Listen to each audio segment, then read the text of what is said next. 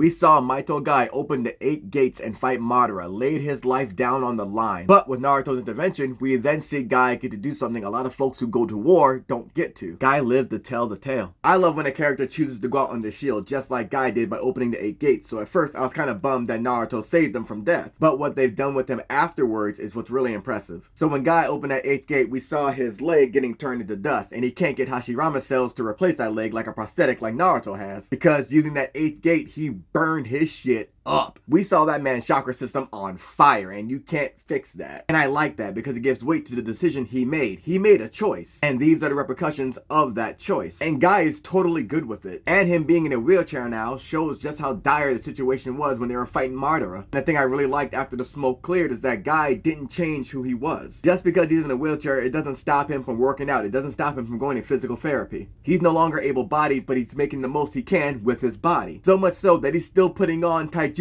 demonstrations. This man's a whole war hero giving a lecture to this genin class. And remember, Madara called him the strongest taijutsu user to ever do it, and this dude can't even recall Madara's name. The coldest thing to me is that he references his leg being gone. It's like, yeah, I lost some things during the war, but that's the cost of the game. And then he gets up to demonstrate to the kids that, yo, I can still throw hands though. Just because the rules changed for the game for me doesn't mean I can't play. We then see Guy get his flamenco on. Shout out to Ralph Macchio as he takes a one-legged stance and takes 2 kids on at once, Iwabe and Metal Lee. And these are 2 kids who specialize in taijutsu. Iwabe comes in strong and hard from the top, but Guy blocks that shit, then gets that boy the fuck up out of here. My man got embarrassed. Then Guy put that pressure on Metal Lee, and Metal Lee is dodging things, but also keep in mind, he suffers from anxiety, which makes his movements a little more erratic than the usual shinobi's. Kinda like his father Rock Lee when he starts drinking. That erratic movement is what made Guy say, hold on, I gotta get some space. My man starts doing backflips on one leg. As you can tell, he's a Surya Bonole fan. And when Iwabe tries to sneak him, he gets him the fuck up out of here right into Rock Lee once again. So it's dope to see that Guy can still defend himself and rock with the best of them even for a short while. But what I really like about this is a story coming to an end of sorts. Guy initially made his sacrifice for the younger generation, and now we see that generation taking over, so now he can sit back. The squad that Guy raised from genins to become ninjas have grown up, except for Neji, who's passed, so he's even lost a student as well. But even though he's retired, he's still there for Rock Lee to help him with his own son. And I really like this because it's art imitating life. Eventually, the younger generation will succeed you, and you, the predecessor, have to take a back seat. But just because you're taking a back seat doesn't mean you can't be helpful. Or enjoy the fruits of your labor, because yo, you done did what you had to do. Now you get to relax a bit. And again, it's dope that Guy truly has no regrets, because even Kakashi feels bad at times like, yo man,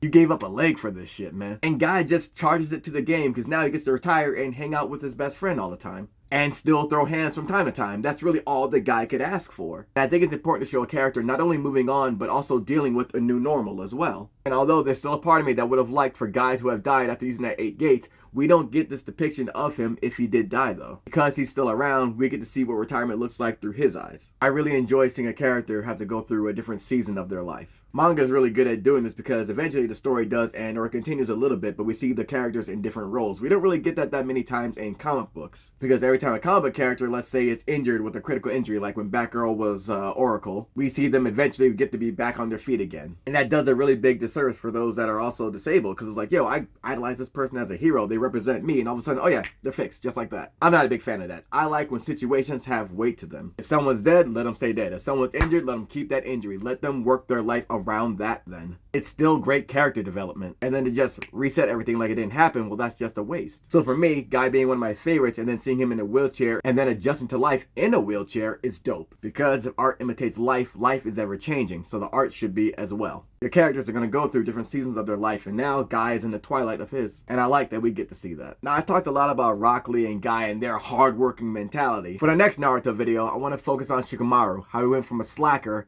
to a leader to a fearless monster.